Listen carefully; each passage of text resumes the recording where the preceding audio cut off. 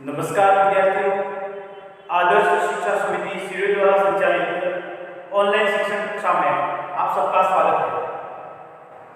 पिछले वीडियो में हमने कक्षा 10 के भूगोल विषय के अंतर्गत जल संसाधन, जो एक बहुत ही महत्वपूर्ण टॉपिक है, इसके दूसरे भाग को पढ़ा था।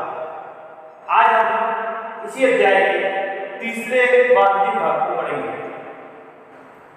पिछले वीडियो में हम सब ने किस प्रकार से जल एक महत्वपूर्ण संसाधन है इसके बारे में जाना था और भारत के किन किन राज्यों के बीच में नदी जल बंटवारा विवाद चल रहे हैं उनके बारे में जाना था।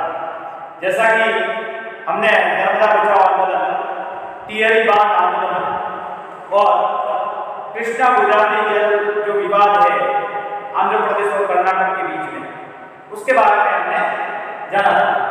आज हम जानेंगे कि वर्षा के जल को किस प्रकार से संरक्षित किया जा सकता है और वर्षा जल संरक्षण क्या है। तो धरातल पर वर्षा का जल जब बूंदों के रूप में गिरता है, उसी जल को संचय कर भविष्य के लिए या वर्तमान के लिए उसको उपयोग करने की जो प्रक्रिया है उसको वर्षा जल संरक्षण कहा जाता है। तो हम वर्षा के जल को अलग अलग तरीकों से संरक्षित कर सकते हैं। अब वो तरीके क्या है, किस प्रकार से हम वर्षा के जल को संरक्षित कर सकते हैं। तो अलग अलग राज्यों के द्वारा जल संरक्षण की जो प्रक्रिया है वो अलग अलग रूपों में यूज की जाती है या उपयोग में लाई जाती है। जैसे कि पश्चिमी हिमालय क्षेत्र है, उच्च क्षेत्र में वायुकाओं के द्वारा और उन्हीं वायुकाओं को बुल अथवा पुल के नाम से उस क्षेत्र में जाना जाता है, उन वायुकाओं के द्वारा वर्षा के जल को संरक्षित किया जाता है। या कुछ क्षेत्रों में नदी की धारा का रास्ता बदलकर भी वर्षा के जल को संरक्षित किया जाता है।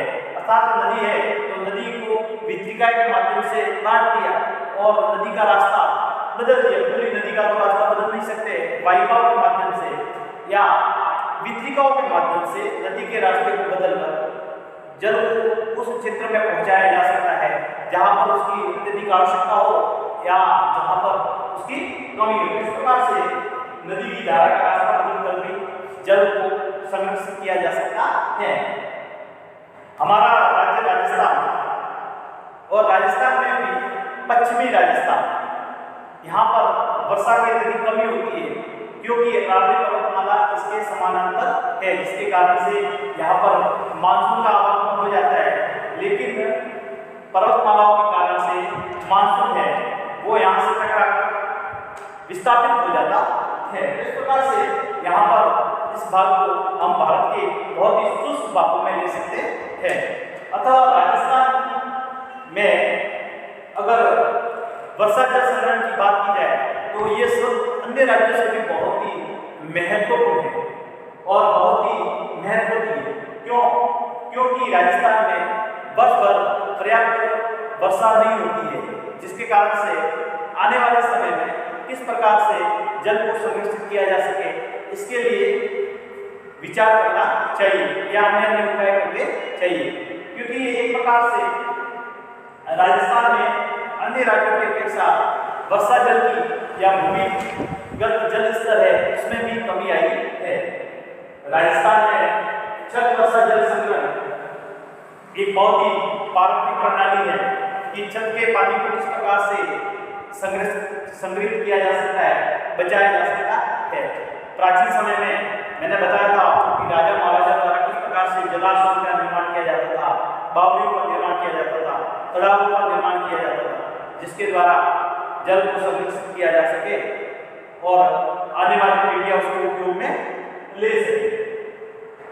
पहले हमने पढ़ा था खड़ी क्या होता है, जोड़ क्या होता है। खड़ी पालीवाल ब्राह्मण द्वारा बनाया गया एक जल संरक्षण का केंद्र है और जैसलमेर में ये बनाया गया है, जिसमें वर्षा के जल को एक प्रकार से बांध के रूप में या फिर छोटे छोटे तालाबों के रूप में एकत्रित किया जाता है और उसी आद्र भूमि पर खेती की जाती है और उसका उपयोग किया जाता है, जल का उपयोग भी किया जाता है। इसी प्रकार से जोड़ है, कांका है, ये वर्षा जल की पारंपरिक प्रणालियां है।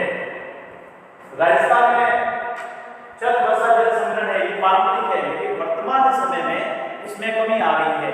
इसमें कमी आने के कारण तो इंदिरा गांधी नहर जो 12 नहर परियोजना है, जिसका जल आने के बाद में इसमें कमी आई है, लेकिन फिर भी कुछ लोग नल के जल है उसका स्वाद उनको अच्छा नहीं लगता, इसलिए आज भी घर में टांके बनाते हैं और टांकों के द्वारा उस जल को अपने दैनिक उपयोग में या पीने के लिए काम में लाते हैं।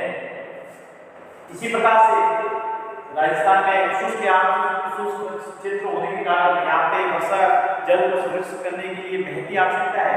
इसी प्रकार से पश्चिम बंगाल राज्य में हर वर्ष बाढ़ की स्थिति होती है।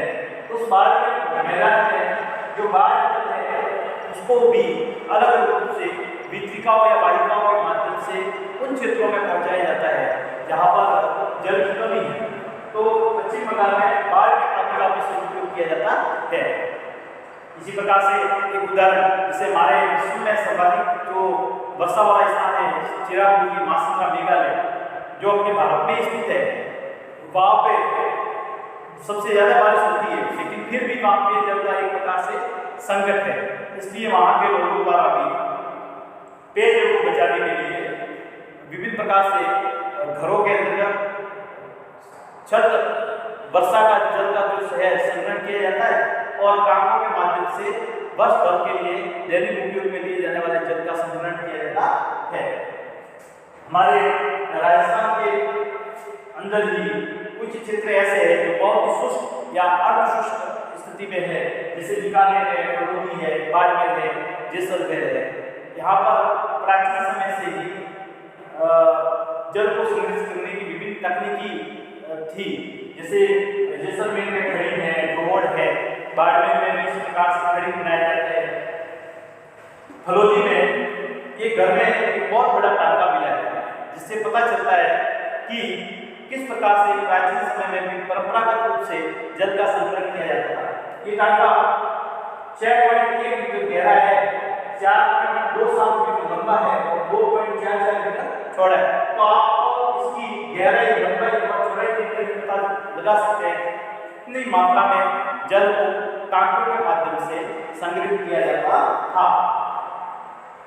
अभी इसी प्रकार से कर्नाटक राज्य के अंतर्गत मैसूर जिला है, वहाँ पर एक गाँव गंडापुर गाँव, और उस गाँव की एक बहुत बड़ी विशेषता है। हम आज भी सौभाग्यशाली है कि लोग छत वर्षा जल को महत्व देते हैं।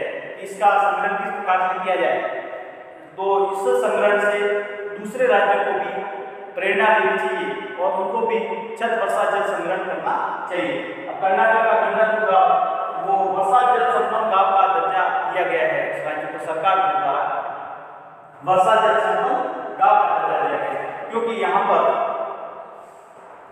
200 घर है, वहाँ पे छत वर्षा जल संग्रहण की जो प्रारंभिक प्रणाली है वो विकसित की गई है। अर्थात 200 घरों में जल है जो छत का उसको संरक्षित किया जाता है और पूरे वर्ष भर उसी जल को वो उपयोग में लेते हैं, जिससे उस क्षेत्र का भूमिगत जल स्तर है वो भी बढ़ गया है।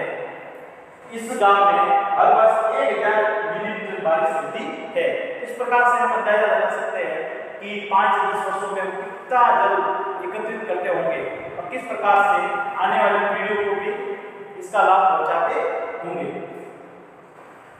अब छत वर्षा जल को संरक्षित किस प्रकार से किया जा सकता है, तो इस चित्र के माध्यम से हम जानेंगे किस प्रकार से घरों की छत होती है।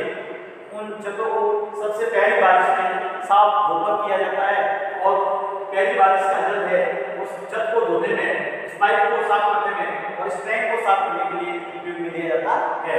दूसरी बारिश में पीवीसी पाइप के माध्यम से छत का जल है वो सीधा इस टांके में जाता है।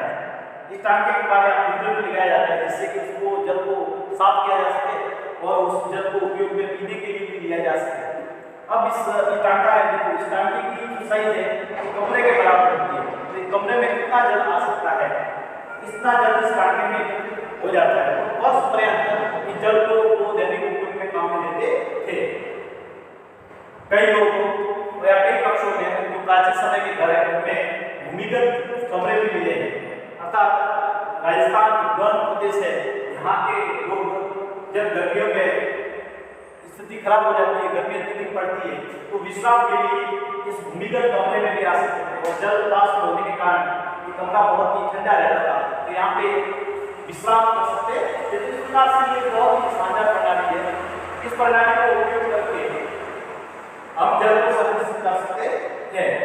अभी हमारे भारत के अंतर्गत एक राज्य है तमिलनाडु। तमिलनाडु राज्य है, यहाँ पर सरकार द्वारा प्रत्येक घर में जल वर्षा जल को संरक्षित करने के लिए ऐसी प्रणाली विकसित करने की योजना बनाई गई। अर्थात यहाँ पर जब भवन का निर्माण होगा तो छत का जो जल है उसको किस प्रकार से संरक्षित किया जाए, इसकी प्रणाली को प्रत्येक घर में लगाना होगा। इस प्रकार से यहाँ पे जो पीने योग्य जल है उसकी कमी को पूर्ण किया जा सकता है। तो बहुत ही तमिलनाडु सरकार द्वारा बहुत ही अच्छी पहल है। तो इस प्रकार से तमिलनाडु राज्य ने जो छत वर्षा जल है उसको संरक्षित करने की जो पहल की है उससे प्रेरणा लेते हुए अन्य राज्यों को भी इसी प्रकार से वर्षा के जल को संरक्षित करने की जो प्रणाली है उसको उपयोग में लाना चाहिए, ताकि आने वाले समय में जो जल संकट है उसको टाला जा सके। तो इस प्रकार से आज हमारा ये अध्याय पूर्ण हुआ। धन्यवाद।